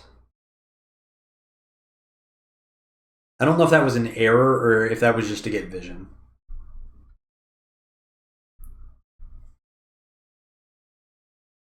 Okay. So we can definitely think about CO powering this turn. It wouldn't be a terrible idea.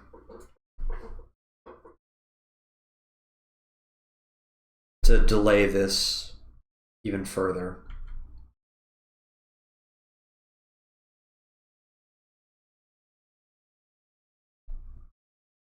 Ooh, seeing that artillery there also makes it kind of good. But you kind of want to save it. It's not... I don't really think there's that much urgency. Yeah.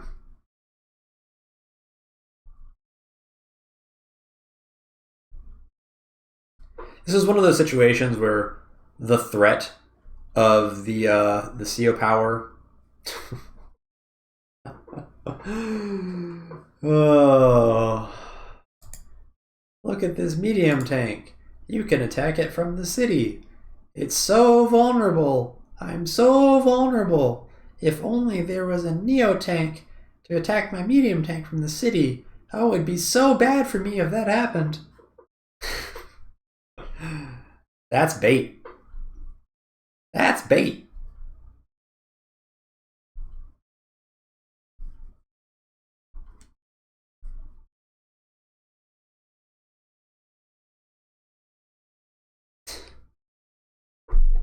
The old fake retreat. That's also bait.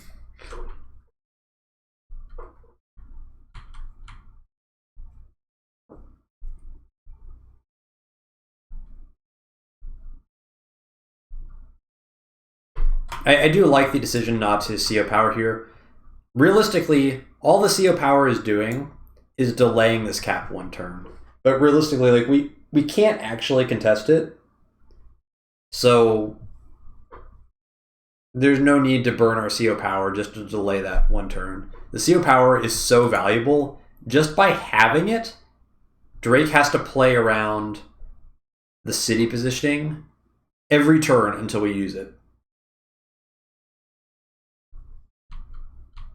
It's almost like having it and not using it is not as good as using it, right? But it makes the game so much more difficult for Drake. And look at the now we can actually, we've reached the point now where Kindle is going to be able to put pressure on these contested properties. And it's going to be on Drake to deny them because this artillery's here. We got the tech. And we got a lot of infantry.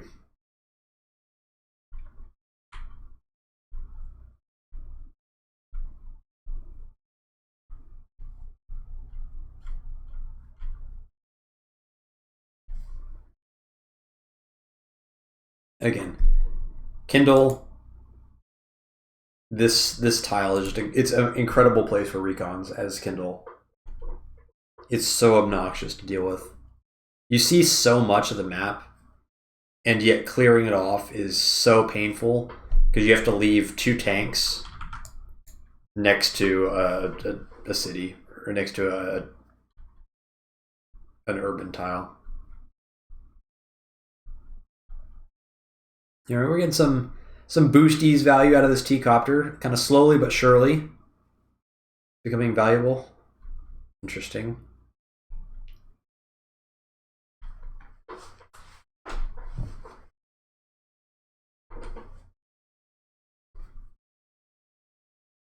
I like this. This is, again, a 1400 player would put this artillery here to cover the city.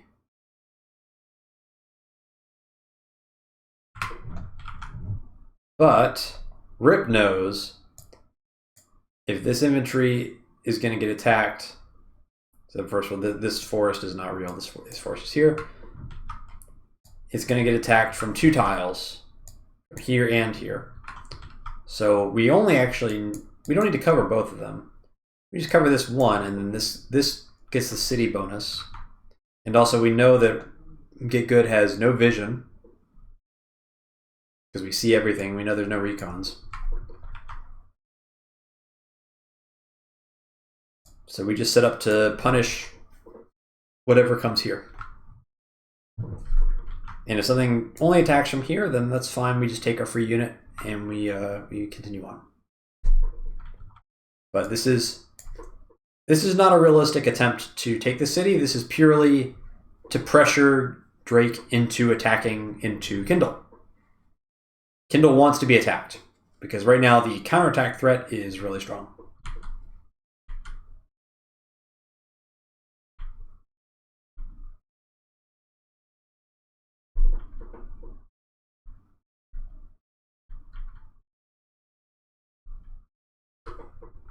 Additionally, the positioning is really important. As Kindle, we are not exposing a lot of valuable units in the front. I say that, but I guess it's media tanks there. But we have vision, so we know that there's like unlikely to be a Neo tank. the one thing we don't want to do is we don't want to accidentally give Drake a super before we CO power. That would be really bad. So, I mean, we're 24K short, so I think it's very unlikely that the Drake is going to be able to sack 24K worth of units to be able to pull that off.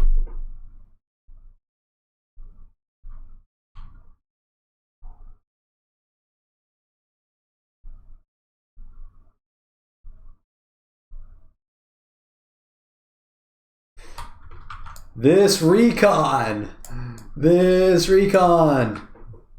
It's so valuable. It's so valuable. Knowing that this medium tank exists is so valuable. And now this recon, all right. This recon needed to move earlier. This needed to happen at the beginning of the turn and not the end of the turn. Because I guarantee if this recon is here at the beginning of the turn and knows that this recon can see everything, this medium tank is not going to stop on this tile. It's going to go like back here somewhere.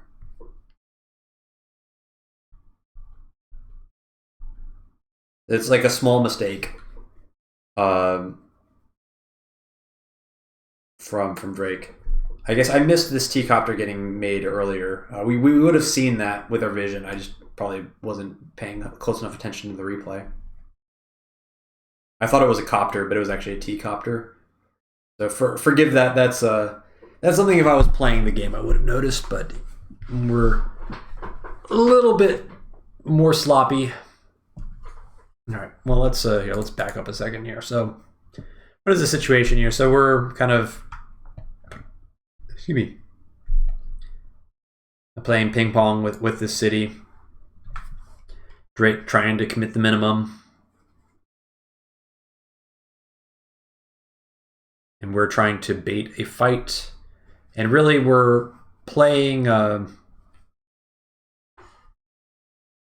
power wars, where Drake wants to get the super and then have a big fight. And we want to, I mean, at this point, Kindle super is not unthinkable. I love having the recon here, because the recon here forces tanks to be next to the city, and we've got a power coming up, so tanks next to the city. That's exactly what we want. Yeah, I like this. Like we want, this is the objective here. This is what we want. We want the, whoa, okay, all right.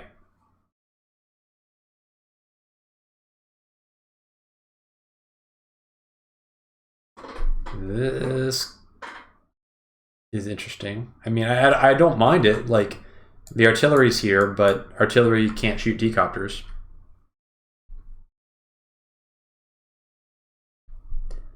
And Rip is basically saying, I dare you to attack me. Give me superpower charge.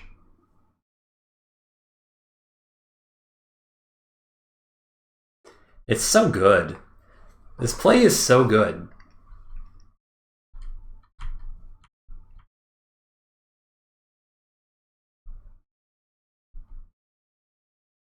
So Rip is setting up what I love to call the dilemma.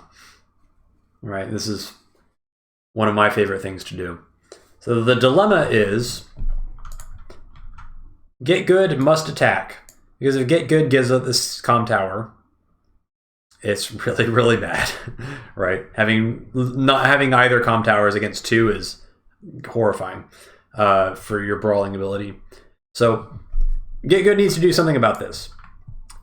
Problem is that if GetGood attacks and does something about this, then that is very likely to give Kindle charge for a superpower, and these units are far enough forward that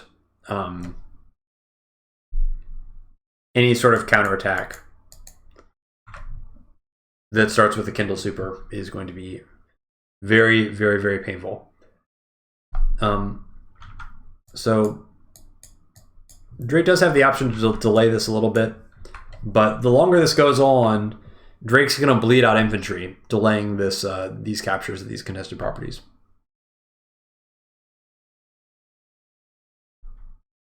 Oh, I don't know if that actually matters, but it's definitely.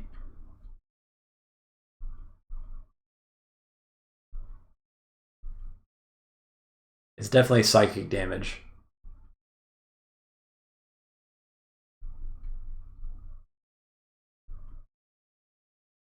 The Drake doing some mech spam just because knowing that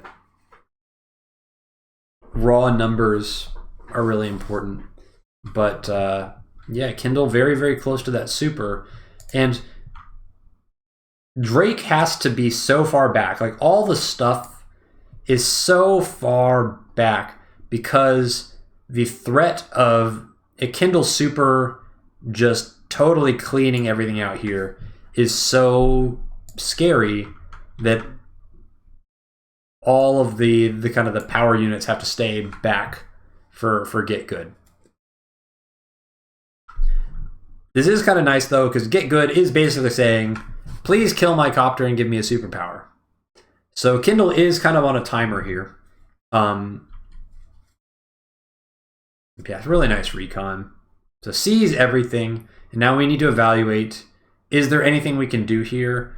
Or do we just have to give Drake the super and kind of retreat temporarily?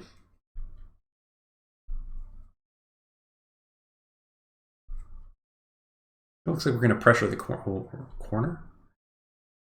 Yeah, so I like this. This is like an actual threat, right? These are just trying to force a fight. This is an actual, like, you got to do something about this. Okay, we're join capping this. I don't know.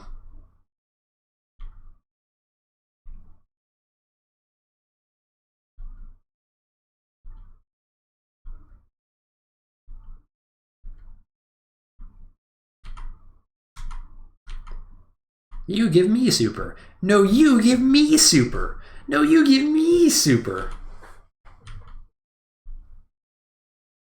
That is the game we are playing right now. This has turned into a very technical game. So, because Drake has to be so far back, respecting the power of a potential Kindle super and accompanying yeet, oh, I see. It's because the copter's here and it's covered by the artillery.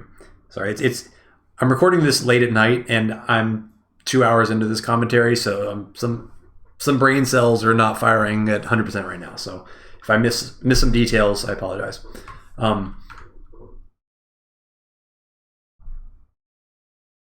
This recon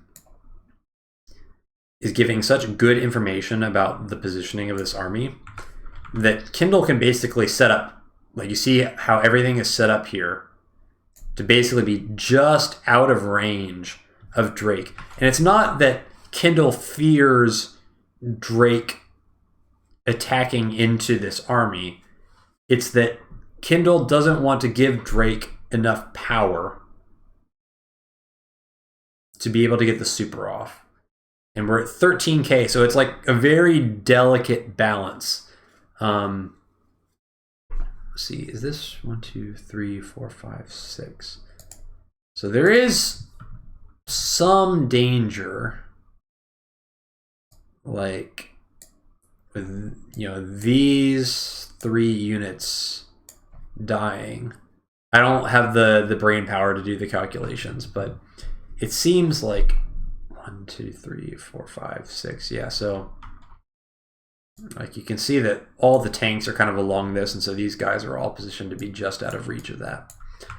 I don't know if Drake can find a super here, but I definitely know that Drake can't find a super and also attack into the army.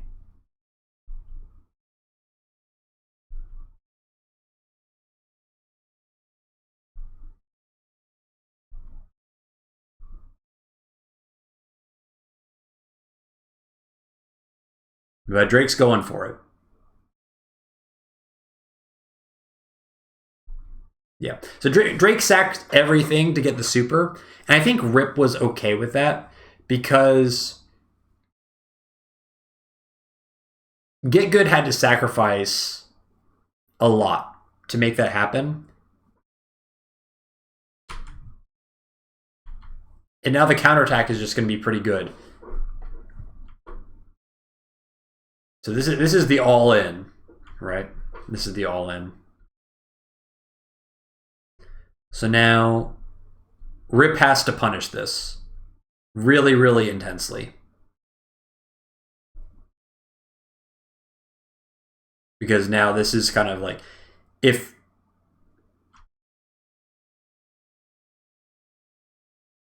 GetGood cannot change the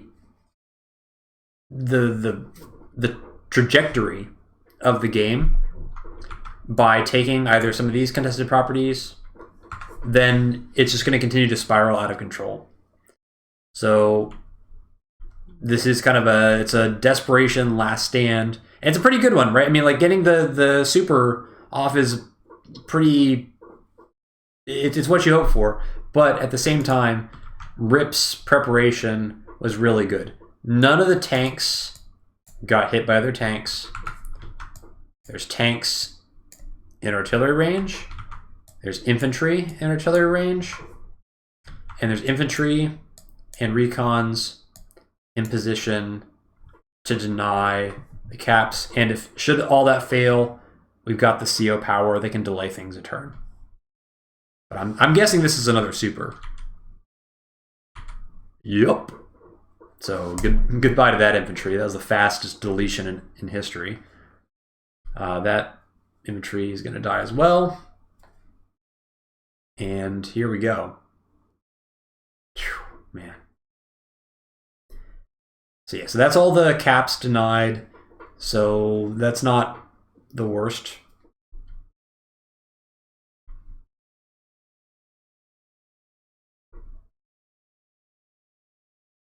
Oh, man. Oh, wow. So, I mean, look at how brutal this counterattack is. It's just such good... Oh, jeez. It's such good preparation.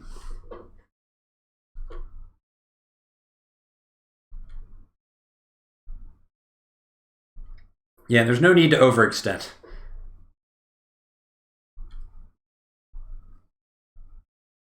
This doesn't need to be a winning attack for Rip. It needs to be a winning attack for Drake. So yeah, I mean, the status quo is okay, and Drake's got to do something about this cap here. If Drake loses this city, it's probably never going to get back for Drake, and then it becomes a 3K income deficit again. And it just, again, as it continues to get worse and worse and worse.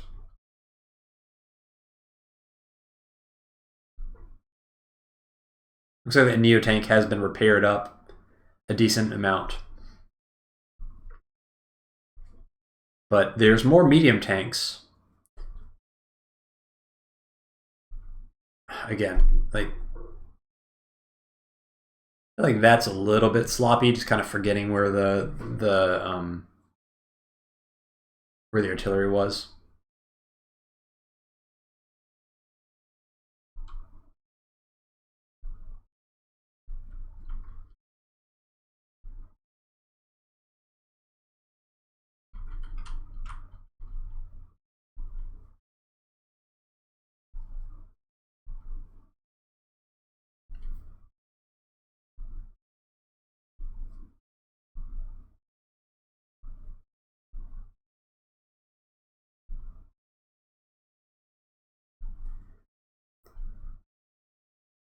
Yeah, I mean, it's really nice. Like, the artillery is just really strong. Drake can't really trade in the tech units because the artillery is covering everything. And yeah, Kindle gets a city, so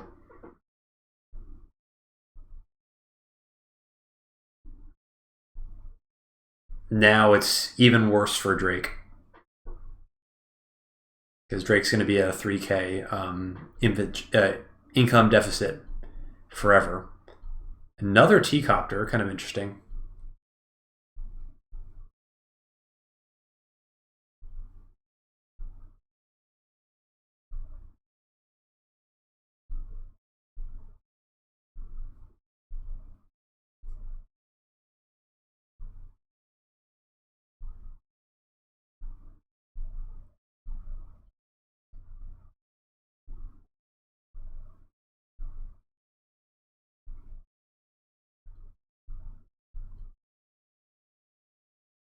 Yeah, I mean, this kind of feels over.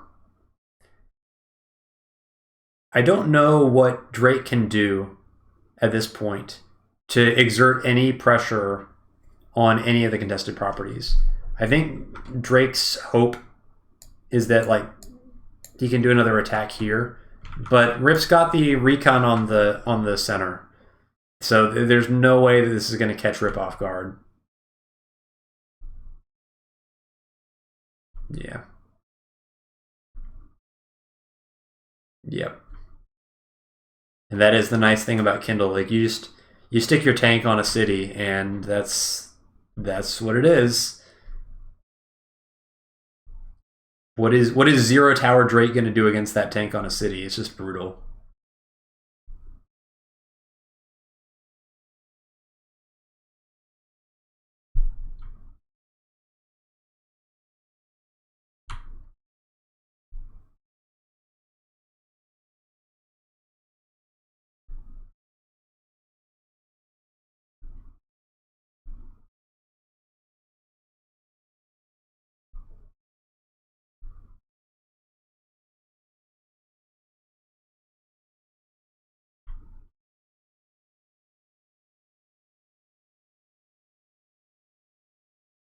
So I'm not really commentating too much because to me this seems like Drake is in a death spiral, and the longer this game goes on, it can only get worse for Drake.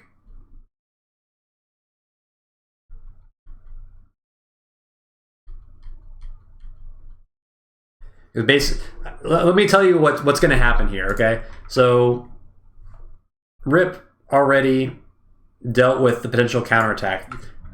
Drake wanted to kind of try and assault these two cities. That got absolutely shut down because the infantry got killed. So nothing's going to happen down here. And even if this infantry like tries to assault this, like the recon's all over it. So it's not going to happen. Okay. This city is never getting lost again. Way too much stuff. So Kindle is not going to lose any of the properties she has. Kindle is just going to sit on this area here and keep popping infantry onto this comm tower until forever. And GetGood is going to eventually have to send something to kill it, but there's artillery here. And eventually the unit numbers are going to get really out of control, or Kindle's eventually going to get this comm tower, and it's going to just continue to further spiral the balance of power further in Kindle's direction.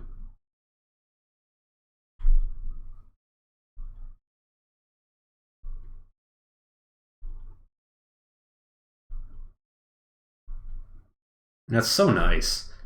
That's so nice.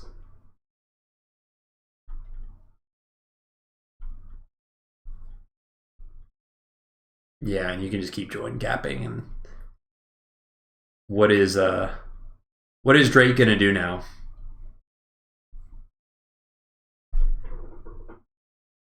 Drake's got to deal 6 damage to this this infantry. How's that gonna happen? What do you do? Send in the Neo tank, like, and then it's gonna get hit by the artillery. It's just a dead end.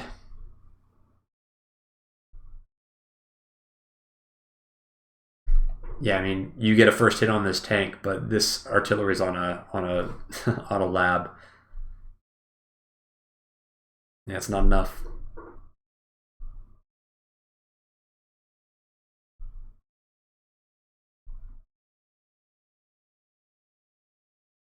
All right, managed to get a CO power off. Oh, yeah, but the artillery's there.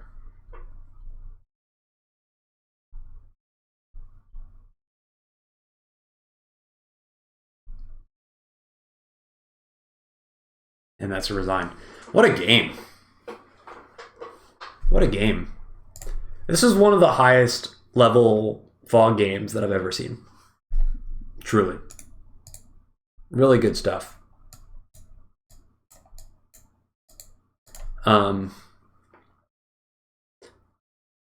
This is a 29-day game that, in my opinion, the entire trajectory of this game was decided on day 7 and day 8.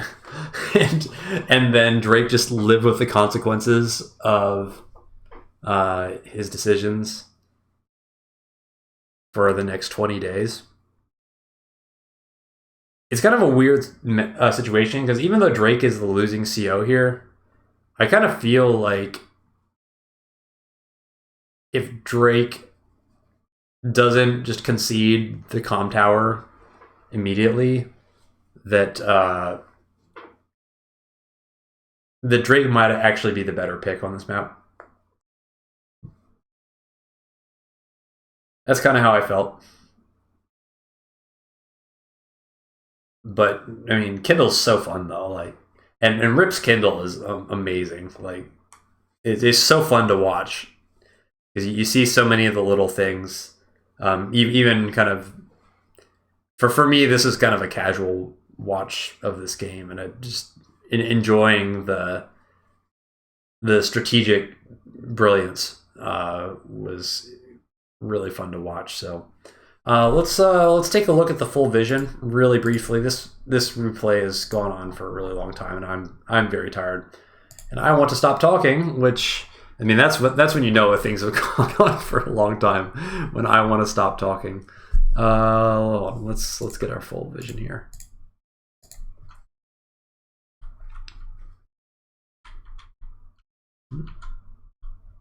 Okay.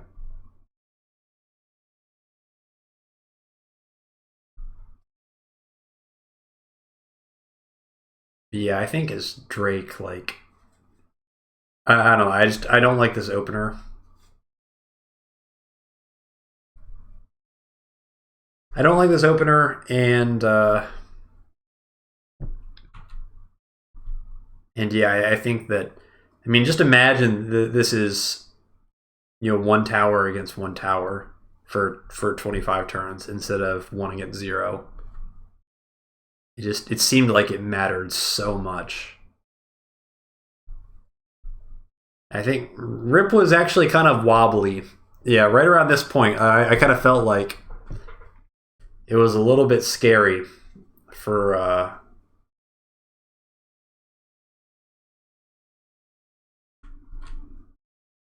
Rip, but having that comm tower, I think, was just, in the end, it was too much.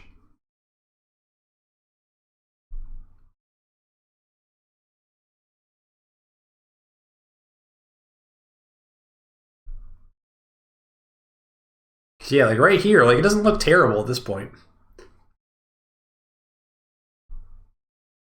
Yeah, like right here, like GetGood. Yeah, it has the income lead actually. Wow, I didn't even realize that. Maybe my math was dreadful. I thought that that Rip was still up at this point, but I guess I was wrong. So yeah, I mean, GetGood had the income lead at this point, very briefly, and the bigger army size. So like to me, if you can get to this point and you also have, like, if you get to this point and GetGood also just has this comm tower, like, this is a winning position for Drake, in my opinion.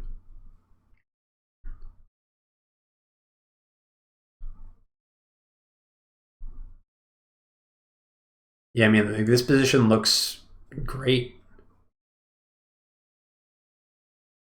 for Drake. I mean, that power was brutal. Right? Yeah, like this turn looked really good, and that power happened, and that was a really decisive turn.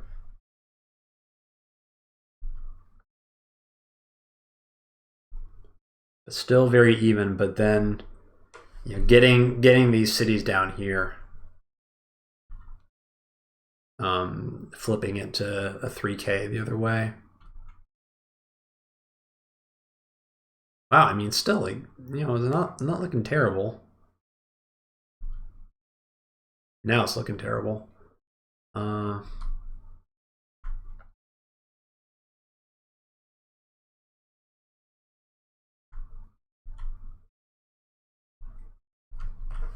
Honestly, like, looking at this with full vision, like, really seems like this game was on a razor's edge. Like, if this Neo tank doesn't, get in range of the artillery there,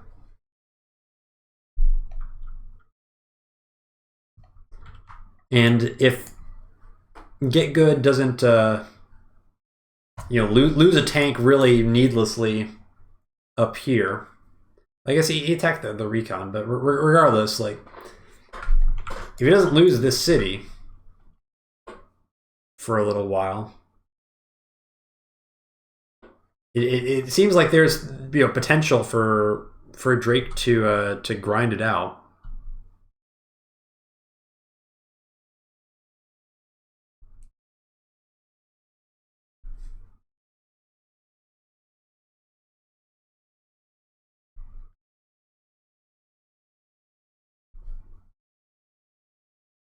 Yeah, but now Kindle's really starting to pull ahead.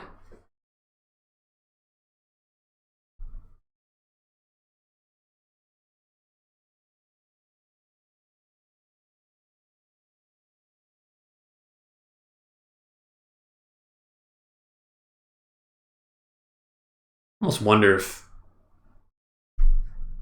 maybe dedicating more to a push down here could have been effective sometimes.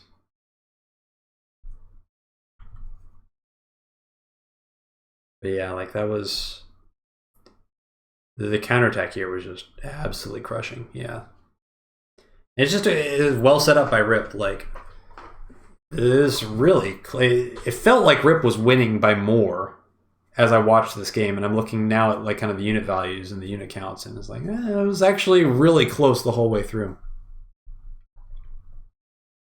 Okay, well, we made it to 2 hours and 15 minutes. I hope you enjoyed this this replay review. I had fun recording this, but my voice is absolutely dead. Congratulations to Rip, highest overall ELO like ever. Probably going to be first to 1800 if he keeps playing. I mean, he's on another level right now. Like, this is it's really a pleasure to watch a game of this quality. So anyway, I will see you all next time.